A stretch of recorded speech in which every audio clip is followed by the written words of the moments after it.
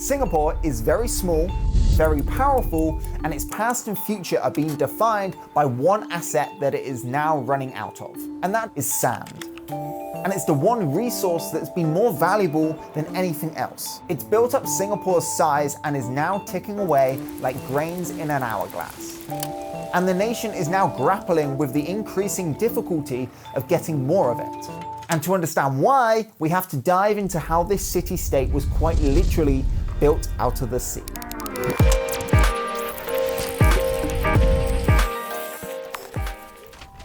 In the decades since gaining independence from the British in the 1960s, the size of Singapore has grown by nearly 25%. And that's all thanks to land reclamation. Originally, much of this land was either part of the ocean or hard-to-use swamplands. Not unlike the Pearl River Delta region in China, which we looked at in last week's video. You can check it out here after you've watched this video. Much of this small city-state has literally been built up by being dredged up from the ocean. Singapore itself spans over 60 islands of varying size. The islands of Singapore are all based in a tropical rainforest climate, though it'd be pretty hard to tell by looking at this footage. Nearly 95% of Singapore's land has been urbanized. What few bits of natural forest remain are all parts of national parks. And it's understandable why Singapore has seen so much urbanization in the last couple of decades. This is the trade and commerce hub of much of Southeast Asia, and one of the largest in the world at that. Its ties to its history as a British colony and its geographical position on the Strait of Malacca, the main shipping channel between the Indian and Pacific Oceans, make it a prime spot for business to be conducted between Western and Asian companies. This is a far cry from the land described in early Malay texts, which claim the island was a sparsely inhabited jungle dwelled in by cannibals. After independence from Malaysia in 1965, the People's Action Party came to power. At their head was this man, Singapore's first Prime Minister, Lee Kuan Yew. What's important to note here is that Lee Kuan Yew's government from the get-go was focused on becoming an economic powerhouse, a through line that we have seen in all our past videos. Everybody wants power, but Singapore went about it a lot differently. The PAP, especially early on, placed a huge emphasis on economic expansion, though much emphasis was also noticeably placed on providing social support, so as to keep the workforce happy and healthy. Well, for the most part. Trade has made Singapore the largest port in Southeast Asia. Billions of dollars worth of merchandise passed through Singapore. Between gaining independence in 1965 and the late 80s, the port of Singapore became one of the world's busiest sea-based hubs. Perhaps uniquely, as of 2020, over 81% of Singaporeans live in subsidized housing. What? Yeah. So they're rich and they also almost sponsor everyone's houses. In a lot of Western countries, that term probably brings to mind small rundown flats being barely maintained by the government. But that's not the case in Singapore. Subsidized housing is normalized. These buildings, developed by the government's Housing and Development Board, are often well kept and average around 3 bedrooms in size. But with an ever-growing population comes the need to build more housing. And with an ever-growing economy comes the need to build more office spaces and warehouses.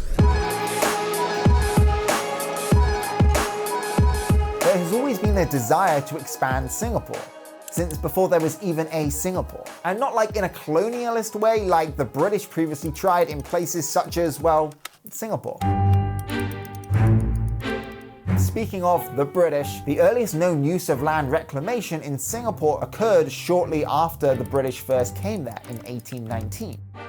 British Lieutenant Governor Stamford Raffles decided in 1822 to have a new colonial commercial district established on the southern bank of the Singapore River. However, there was one small issue. The area was swampy and prone to flooding. To literally build up the area, Raffles ordered a team of Chinese, Malay, and Indian laborers to dismantle a nearby hill and use the rocks and soil to build up the swamplands. The entire process took just under 4 months, and the area was soon divided into lots and sold off to investors. Nowadays, this area serves as Singapore's financial district. and the former site of the hill lays at its centre, now known as Raffles Place. Land reclamation wouldn't become widespread though until the mid-20th century, due to the need for more space for roads, railways, and military bases. After gaining independence, reclamation went into full swing, and they just kept building and building and building. After the success of the first major land reclamation, organised by the PAP government, a project based on expanding the central commercial district in the mid-1960s, the number of land reclamation-based projects in Singapore skyrocketed. Now, there are two major ways in which land reclamation is typically done. The first is via the polder and dike method. In this method, a dike is a barrier that holds back water. It's basically a dam created out of earthen materials, such as sand or dirt. After dikes are constructed, the land is simply reclaimed by pumping out the water. Most famously, this is the method used for land reclamation in the Netherlands, and has been used there extensively since around the 11th century. Singapore has used the polder and dike method, but only recently. And even then, it's due in part to pressure from other countries. For most of its history, Singapore used what is called dry earth movement. It's literally just dumping stuff until it piles up and creates new land. This is famously used to create the Palm Islands in Dubai, which have the distinction of both appearing striking and sinking at an alarming rate. And don't even get me started on Dubai. Granted, none of Singapore's reclamation projects involve making seemingly random islands where none existed before. The Singaporean projects have mostly consisted of extending their coastline or linking together small nearby islands into larger, more habitable lands. This has not been without issue though. The Singaporean dry earth reclamation project requires sand, a ton of sand.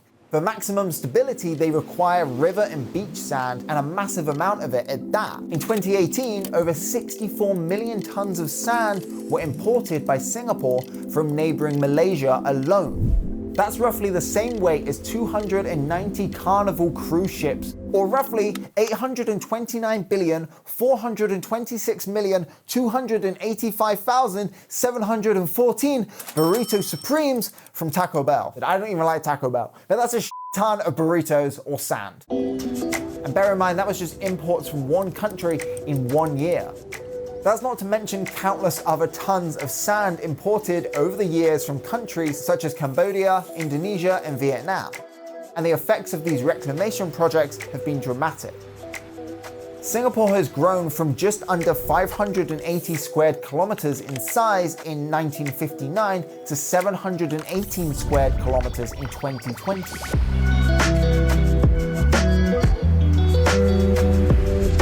And they don't appear to be stopping anytime soon. Throughout the past several decades, this small island nation has routinely been one of the world's largest sand importers. And particularly in recent years, the Singaporean reclamation projects have come under scrutiny. I first heard a lot about the potential issues that came with land reclamation after the completion of Marina Bay Sands in 2011.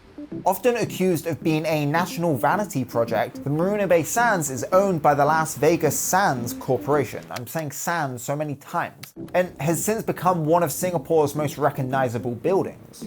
The complex consists of 3 55-story hotel towers linked by a massive rooftop garden, an art and science museum, a convention center, pavilions, malls, and of course, a massive casino. It's basically considered a resort with all the features and amenities of a city, a mega resort concept that the Singaporean government calls an integrated resort.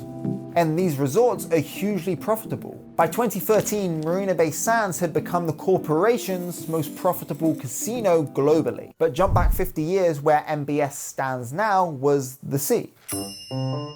Before there was Marina Bay Sands, there was the idea of Marina Bay, a business hub that the Singaporean government first created plans for in the early 1970s. The area first took shape in the 70s and 80s, and by the 1990s, the 360-hectare area was considered habitable. This, of course, was thanks to literally tons of sand. In 1999, the first major development in Marina Bay, the Marina Centre, was completed.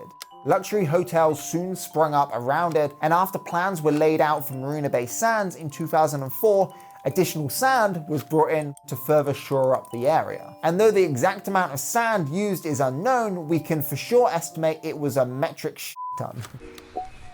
Singapore's desire for more land is understandable. This is an entire country that is smaller in size than New York City. I get it, if you were a very small yet very rich country, you'd want more space as well. But sand-based land reclamation projects in places such as Singapore and Dubai, whether intended for creating housing, casinos, or vanity projects, use up an astronomical amount of sand. So much in fact that some countries are literally beginning to run out of it. Is it any wonder that over the past 25 years, multiple countries have outright banned Singapore from importing sand?